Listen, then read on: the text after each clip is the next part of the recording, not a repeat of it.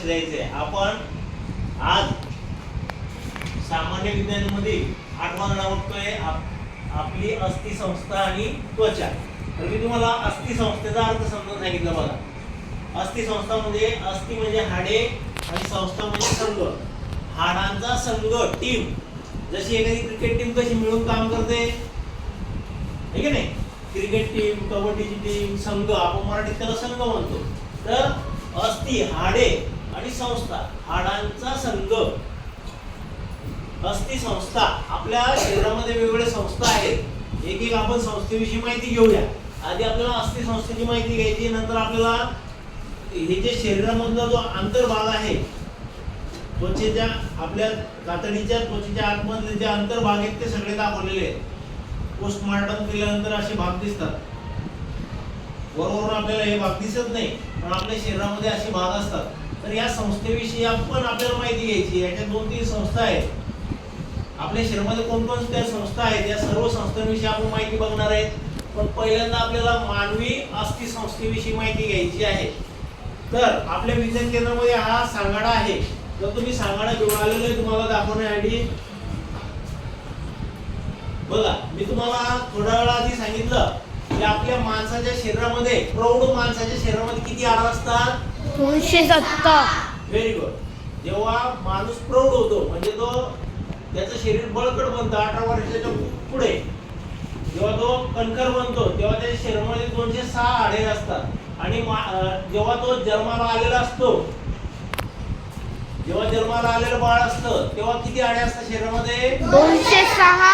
लक्षात बसलं तुम्हाला? सांगितलं गोष्टी महत्त्वाच्या लक्षात ठेवा. स्पर्धा परीक्षेमध्ये विचारल्या जातात, हे दोन्ही प्रश्न विचारले जातात. म्हणजे माहिती पाहिजे. जनरल नॉलेज मध्ये हे दोन्ही प्रश्न नेहमी विचारले जातात परीक्षांमध्ये किंवा जनरल नॉलेजचे जेव्हा कुठेही जेव्हा परीक्षा होतात, कोण म्हणे तेव्हा असे सुद्धा प्रोग्राम असतात किंवा कुठे आपल्याला कुठेही विचारतो. स्पर्धा परीक्षेमध्ये पण नेहमी विचारले जाणारे शब्द आहेत, प्रश्न आहेत ते. आलं लक्षात ठेवायचं. तर हा मानवी सांगाडा आहे. या मानवी सांगाड्यामध्ये तुम्हाला जसं दिसतंय तशा प्रकारे आपल्या शरीरामध्ये हा हाडांचा सांगाडा असतो.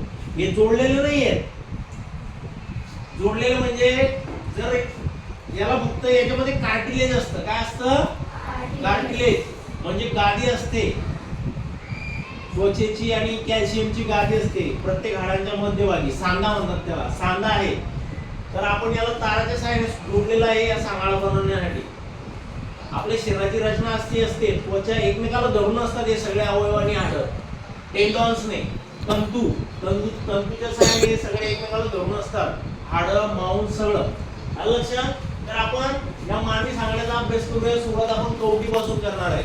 आलं लक्षात? चालू व्हिडिओ. तर कवटी, ही जी कवटी दिसते तुम्हाला, आपला मेंदू या कवटीमध्ये असतो. आणि जेव्हा लहान बाळ असतं तेव्हा हे कवटीचे हाडं जुळलेले राहत नाही. तर हे कवटीमध्ये 8 हाडं असतात. तर हे 8 हाडं जसं जसं बाळ मोठं होत जातं तसे तसे ते हाडं जुळत चालतात. मग ती कवटी पक्की होऊन जाते. जेव्हा पूर्ण कवटीची वाढ होते तेव्हा ती कवटीचे हाडं जुळतात. पण लहान बाळाचे कवटीचे हाडं जुळलेले नाही राहत. कारण लहान बाळ वाढताना त्याचं डोकं वाढणार आहे. जर हे हाडं जुळलेले असणार पहिल्यापासून तर त्याचे डोकं वाढेल का लहान बाळाचं, त्याचा मेंदू वाढेल का? म्हणून हे कवटीचे हाडं जुळलेले नसतं. आपल्या निसर्ग आपल्याला जुळून पाठवत नाही. तर आपण मानवाच्या सांगाड्याविषयी माहिती बघतोय. पान नंबर 59 काढा तुम्ही. पान नंबर 59 आणि 58 वर पण लक्ष द्यायचंय. चपटी हाडे बघा, चौकट मध्ये दिसते चपटी हाडे. आपल्या शरीरामध्ये चपटी हाडे कुठे आहेत बघा? आपल्या पाठीमध्ये जे आपला खांद्याचं हाड आहे, खांद्याचं मागचं हाड, ते चपटा हाड असतं. आलं लक्षात? हा. नंतर लहान हाडे कुठे असतात? बोटांमध्ये. बघा आकृती बघा तुम्ही, पिवळ्या रंगाची चौकट आहे बघा. हा. तर बोटाची हाडे लहान हाडे असतात. अनियमित हाडे, अनियमित म्हणजे वेगवेगळ्या आकाराची, कोणत्याही आकाराची हाडं. कोणते हाडं असतात त्याच्यामध्ये? मणके. हे जे मणके आहेत ना, याचे हाडं अनियमित असतो आकाराचा. कसा आकार असतो? अनियमित, निश्चित आकार नसतो. काही मणके बारीक असतात, लहान असतात. त्यांचे जे प्रोजेक्शन असतात ते कमी जास्त असतात. काही मणके जाड असतात. आलं लक्षात? तर अनियमित आकार आहे त्यांचा. नंतर शरीरामधला माणसाच्या शरीरामधलं सगळ्यात लांब हाड मांडीमध्ये असतं, त्याला फिमर बोन म्हणतात. कोणतं बोन म्हणतात? Femur bone. आणि मराठीमध्ये त्याला म्हणतात, त्याचं एक नाव आहे, ते नाव लक्षात ठेवायचं तुम्ही. मराठीमध्ये वेगळं नाव आहे त्याला, इंग्रजीमध्ये त्याला फिमर बोन म्हणतात. माणसाच्या शरीराच्या सांगाड्यातलं सर्वात लांब हाड असतं ते. व्हिडिओ पॉज करा. बघा, माणसाच्या शरीरातलं सर्वात लांब जे हाडाला मराठीमधून पूर्विका म्हणतात, इंग्रजीमधून फिमर बोन म्हणतात त्याला. तर बघा, नंतर पोटरीतलं हाड, पायातले हाड, पायातले बोट, आलं लक्षात, बोटांमधले हाड. नंतर हे दंडामधलं हाड, फोरआर्म मधलं हाड, अग्रभाऊ मधलं हाड. नंतर इथे मनगटातले हाड असतात छोटे छोटे, हा, मनगटातले हाड. नंतर पंजामधल्या बोटांचे हाड. तर अशा प्रकारे हा मानवी सांगाडा बनलेला आहे. नंतर इथे छातीचा पिंजरा असतो. काय असतो? छातीचा पिंजरा. बरगड्या असतात, बरगड्या. या हे जे समोरचं हाड आहे, हे समोरचं हाड बघा, चपट हाड आहे. हे पण हाड कसं आहे? चपट आहे. तर या हाडापासून अशा बरगड्या, ह्या पण चपट्या चपट्या असतात थोड्याफार, या पाठीच्या कण्याला लागलेल्या असतात इथे. आणि या छातीच्या पिंजऱ्यामध्ये आपले महत्त्वाचे अवयव असतात. आतमध्ये हृदय असतं, नंतर फुफ्फुस असतात, खूप महत्त्वाचे आणि नाजूक अवयव असतात. ते त्यांचं जे प्रोटेक्शन आहे, संरक्षण आहे, तर हा छातीचा पिंजरा करतो. नंतर मेंदू जो असतो आपल्या शरीरामध्ये, इकडे बघा तुम्हाला दिसतंय, तर हा मेंदू कवटीमध्ये असतो. तर ही कवटी काय करते? मेंदूचं रक्षण करते, डोळ्याच्या भागाचं रक्षण करते. इथे भाग असतात, सायनस असतं, सायनसचं रक्षण करते. नंतर बघा, हे छातीचा पिंजरा आहे. या छातीच्या पिंजऱ्याच्या आतमध्ये हा छातीचा पिंजरा आहे, दिसतोय? हे बघा इथे, आलं लक्षात? छातीच्या पिंजऱ्याच्या आतमध्ये इथे फुफ्फुस असतात. बघा, दोन्ही बाजूला 2 फुफ्फुस असतात आपले, फुफ्फुसाचे भाग. सविस्तर मध्ये तुम्हाला जसं तुमची इयत्ता पुढे पुढे जाणार, तसं या फुफ्फुसाचे तुम्हाला दोन्ही भागांची माहिती, त्या दोन्ही भागांमध्ये कोणकोणत्या कोशिका असतात त्याची माहिती असते. आलं लक्षात? नंतर बघा, इथे हृदय दिसतंय. हे जे चपटा हाड आहे, याच्या खाली असतं हृदय. लोक असे डाव्या बाजूला समजतात, हृदय डाव्या बाजूला असतं, पण ते डाव्या बाजूला, एकदम डाव्या बाजूला नाही, तर डाव्या बाजूला कललेलं असतं, थोडंसं डाव्या साईडला असतं, थोडंसं, जास्त नाही. आलं लक्षात? तर हे हृदय आहे. बघा, बघा, हे हृदय आहे, दिसतंय? हृदयाचा भाग आणला होता तरी तू, सेपरेट भाग पण होता हृदयाचा. तो दिली सर. हा मानवी मेंदू आहे, दिसतो तुम्हाला? हा, मानवी मेंदूचे पण 2 भाग असतात. मी आता हा सांगाडा लावून देतो. सांगाड्याविषयी आपण माहिती बघितली आहे. सांगाडा मी लावून देतो आता.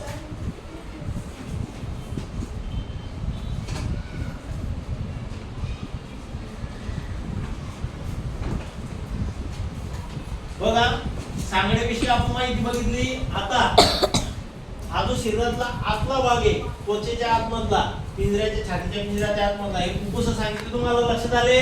हो दोन्ही सर. बाजूला 2 फुफ्फुसाचे भाग असतात, डाव्या बाजूला आणि उजव्या बाजूला. नंतर जे चपटबोन आहे मानवाच्या सांगाड्यामधलं, हे समोरचं, आलं लक्षात? याच्या खाली असतंय हृदय. आपल्याला पुस्तकामध्ये दिलं नाही त्यांनी, या चपट्याचं हाडाचं नाव दिलेलं नाही.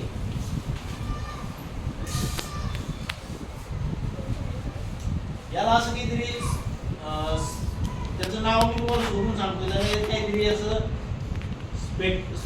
स्पेक्ट्रम असं काहीतरी नाव आहे त्याला. तर इकडे बघा, आता इकडे आलो आपण. नंतर इथून अन्ननलिका अशी येते खाली. अन्ननलिका, ही नलिका अशी खालून येते आणि ती जठर मध्ये, हे पोट आहे आपलं, डाव्या बाजूला असतो पोट, इकडे या बाजूला असतं आपलं पोट, या साईडला. आलं लक्षात? हे पोट आहे आपलं. या पोटाच्या वर असते, आपण त्याला कलिजा म्हणतो, काळीज. आलं लक्षात? लिव्हर, इंग्रजीमध्ये त्याला लिव्हर म्हणतात. यकृत, मराठीमध्ये काय म्हणतात त्याला? नाही, बघा, या जठर मधून हे जे जठर आहे ना, या जठर मधून अन्न कुठे जाते? इकडे लक्ष दिसतंय का? हा, या जठर मधून, या जठर मध्ये अन्न येतं वरतून असं अन्न नलिकेत मधून. नंतर या जठर मध्ये हे अन्न मिसळलं जातं, चर्निंग मुवमेंट होते इथे, पाचक रस मिसळला जातो, ऍसिड मिसळला जातं. नंतर हे अन्न जातं पुढे लहान आतड्यामध्ये. लहान आतड्यात पण लहान आतड्यामध्ये सुद्धा रस मिसळले जातात, एन्झाईम मिसळले जातात, पाचक रस मिसळले जातात लहान आतड्यामध्ये सुद्धा. मग हे अन्न लहान आतड्यातून जातं मग मोठ्या आतड्यात. तिथून असं आपल्या आतड्या असं अन्न पुढे पुढे ढकलत नेतात. तिथून असं मग शेवटी उत्सर्जन होतं त्या अन्नाचं. आलं लक्षात? या आतड्यात बघा दिसतंय, हा लहान आतडे आणि मोठ्या आतडे. आणि हा जो भाग आहे या काय आहेत? किडन्या आहेत आपल्या. हे किडन्या काय करतं माहिती का? रक्त शुद्ध करण्याचं काम करतं. किडन्या काय करतं? आपलं कोणतं काम करतं? किडन्या रक्त शुद्धीकरणाचं काम करतं. आपल्या रक्तवाहिनी इथे येतात बघा, लाल लाल दिसतं तुम्हाला. हो सर. तर एओर्टा, या लाल रक्तवाहिनीतून रक्त येतं.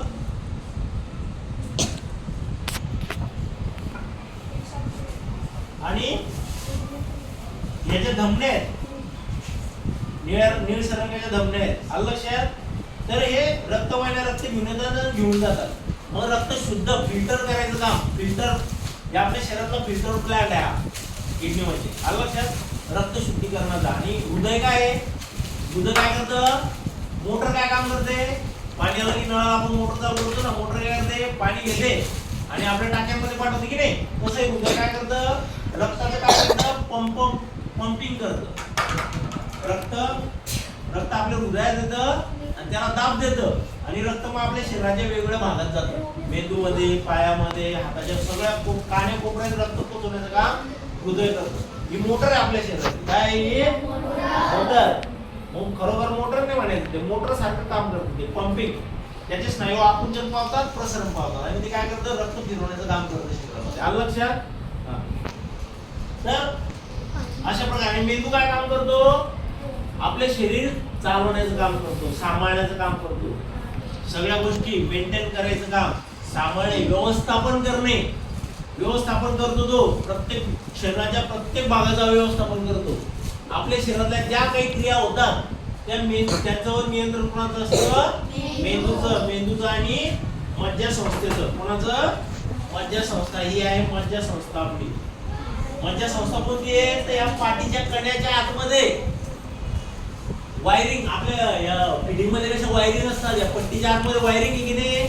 तशा कण्यामध्ये एक तंतू असतो, चेतातंतू. त्याला म्हणतात चेतातंतू. असा मधून या कण्याच्या मधून चेतातंतू असतो आणि त्याच्यापासून निघालेल्या वायर, अजून बारीक बारीक वायरिंग म्हणतो ना आपण, वायरिंग असं. तर तंतू म्हणू शकतो आपण त्याला. आलं लक्षात? चेतातंतू पासून दुसरे तंतू निघतात, त्यांना मज्जारज्जू, चेतातंतू असं मज्जारज्जू शब्द आहे. आलं लक्षात? हा, कोशिका असे शब्द आहेत त्यांना. पुढच्या इयत्तेमध्ये त्याचे डिटेल माहिती आपलं. या इयत्तेमध्ये फक्त आपल्याला अवयवांची नावं माहिती पाहिजे. आलं लक्षात? समजतंय तुम्हाला? हा. तर अशा प्रकारे आपल्या शरीरामध्ये बघा कोणकोणत्या संस्था आहेत. अस्थि संस्था, चेता संस्था. कोणती? चेता संस्था म्हणजे मेंदू आणि जे चेतातंतू आहे मज्जारज्जू त्यांची मिळून. नंतर रक्ताभिसरण संस्था, हृदय. रक्त जे फिरण्याचं काम करतं आपल्या शरीरामध्ये, या रक्तवाहिन्या आणि हृदय मिळून ती आहे रक्ताभिसरण संस्था. कोणती आहे ती? रक्ताभिसरण संस्था. नंतर ही श्वसन संस्था. ही कोणती संस्था आहे? श्वसन संस्था. बघा श्वसन संस्था. श्वसन संस्थेमध्ये काय काय येतं? तर नाक येतं, या नाकपुड्यामधून जी श्वसन नलिका आहे ती अशी येते. नंतर श्वसन नलिका आहे इकडे आहे. श्वसन नलिकेपासून पुढे एक त्याला नाव आहे काहीतरी, ग्रसिका काहीतरी असं नाव आहे, ग्रसिका नाही. तर श्वसन नलिका इथपर्यंत येतात.